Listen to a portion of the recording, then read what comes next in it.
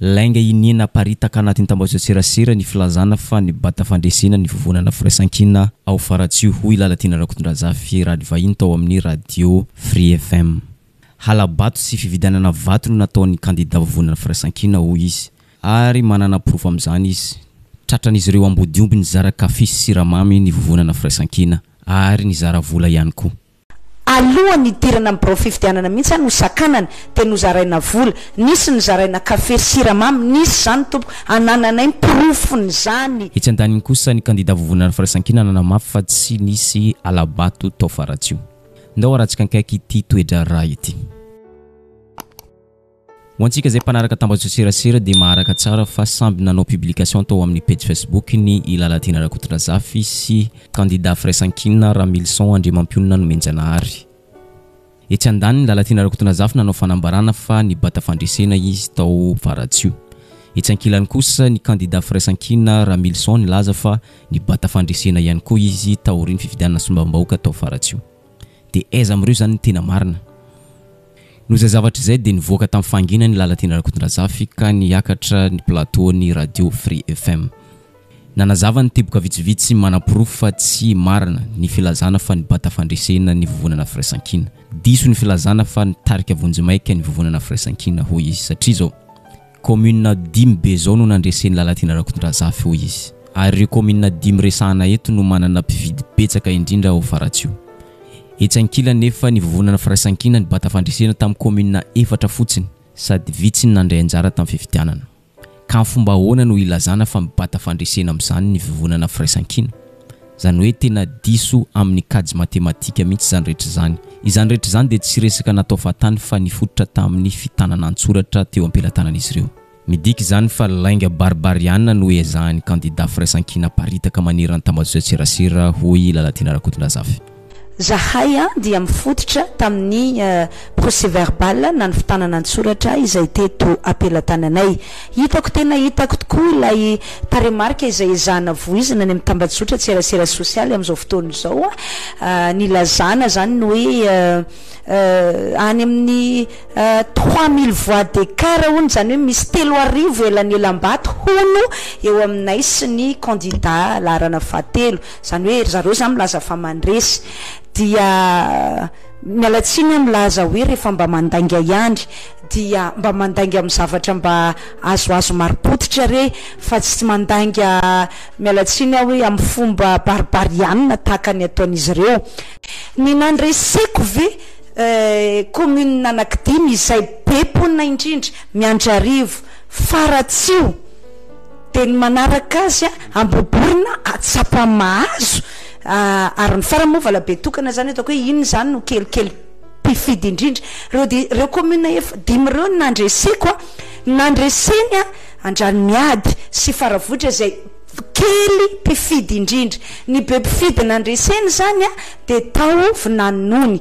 Dia mathématiquement impossible zany tompoko ilay hoe de nanankiray moa raha mainandro zany zay aty amin'ny deuxième catégorie zany hoe mitovitovy mpifidy amin'ny amin'ny Antsapamahazo sy Amboborina Ambatofotsy. Fanampin'izay nanamafy Lalatina Rakotondrazafy fa ataon'ny fanoherana raharan-jolamboto ity raharam-pifidianana sombambaoka ity.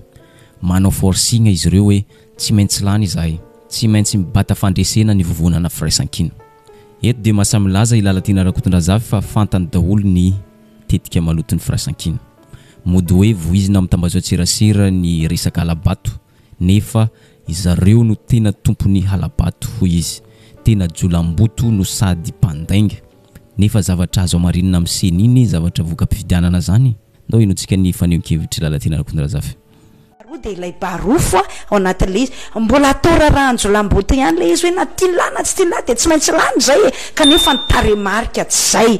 Ny taremarika ny azo amarinina tompoko any anivon'ny SRMV, azo amarinina tompoko amin'ireo PV isan-karazany eo pelantananao hoe taremarika ny azo amarinina any anivon'ny SENI ihany koa rehefa tonga any amin'ny SENI zany vokatra zany. Ko maninona kay no mamendry feno vahoaka ao anatin'ny famitahana be vava hoe zay tsy maintsy lany. Ilay fomba zany hoe zay tsy tsy lany io no vakiko mpantsilana satria mahalala tsara izy ireo fa tsy zay ny tena zava-misy a fa andangana zany ny vahoaka ary tena fomba ny avy eo amin'ny fanoherana mihitsy io le mivoy hoe alabato a kanefa ary zareo ny tena manao azy manoloana zany resaka alabato zany eto dia mampitandrina ny vovonana firaisan-kinina ilala tena rakotondrazafy fa manana pirofo antsoratra mahakasika an'izany alabato zany izy sy ny ekipany ankoatrany antsoratra dia manana pirofo fijoroana vavolombelona nataon'olona nanatrika ny fangalaram-bato izay nataon'ny firaisan-kina ihany koa izy sy ny ekipany zany hoe tsy manana pirofo antsary na oronan-tsary toy nataony avy any amin'ny fanoherana hatratra fangalaram-bato maro samihafa nandritra ny fifidianana izy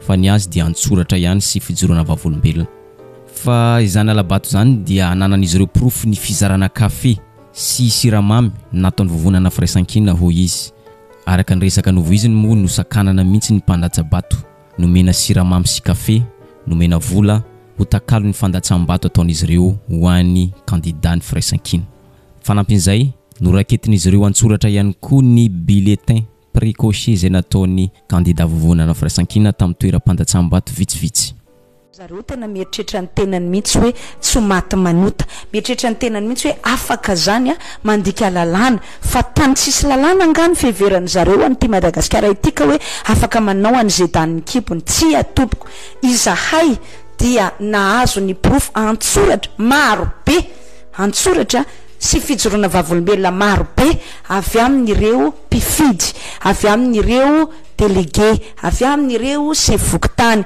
avy amin'ireo vavolombelona nanatry maso avy amin'ireo olon-tsotra izay voalohany dia no tambazana vola alohan'ny idirana amin'ny birao fifidianana mihitsy no sakanana dia nozaraina vola nisy nozaraina kafe siramamy nisy zany tompoko anananay pirofony zany ary zahay dia manaraka lalàna hoentinay eo anatrehany SRMV aloha voalohany indrindra SONI ary ny fitsarana avy malalam-pandrenana na ny haute cour constitutionnelle izay pirofo ampelantanana izay tsy hoe nividy vato ihany izy hoe nanamby olona satria tena mampigadra mihitsy zany a tena infraction pénale mihitsy tompoko a ny hoe ianao a manakana olona alohan'ny idirany eo amin'ny birao fandatsam-bato a dia miteny hoe imily ihany no vidina fa zay mihitsy moa le ity ihany zany no asiana marika dia andrasany eo velany le olona dia mitondra n'izay pirofo zay zany a mazava ho azy efa misy fomba anaovan'ny zareo azy fa iny moa tsy ho azavaina eto fa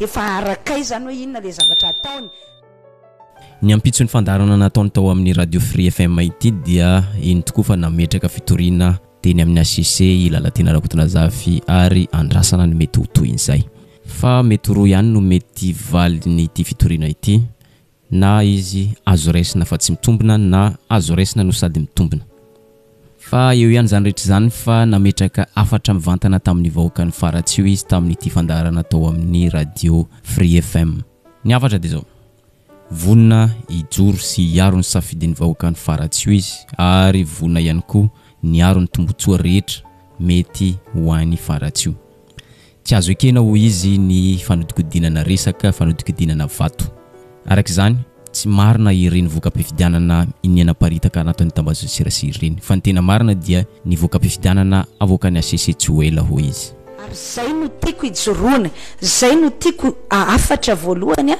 ampitaiko amin'ny vahoaka ny faratsio za lalatsiny rakotondrazafy a izay nolaninareo zany hoe nomenareo ny salanisa be indrindra zany maro anisy mbola tsy azo lazaina hoe lany moa satria ny fitsarana avy mbola lampanorenana ihany no miteny hoe lany tsy miseny akory a fa ny fitsarana avy mbola lampanorenana ihany no miteny hoe lany tsy afaka mbola miteny zany amin'ny fomba ofisialy hoe lany a fa za zay novidinareo maro anisa zany hoe niparika amin'izao fotoana izao a dia hijoro iaro ny safidy ny faratsio tsy azoko ekena mihitsy a ny olona manao manipulation na manodikodina resaka manodikodina vato manodikodina isam-bato a dia milaza hoe lany malohany zany rehetra zany nivoaka tamin'ny fanginany ihany koa ny kandida firaisan-kina Ramilson Andriamampionina Nomenjanahary nanamafy ny voka-pifidianana izay voaray teo ampelantanana mitarika amin'ny vato miisa amin'ny 22805 ny kandida firaisan-kina ho izy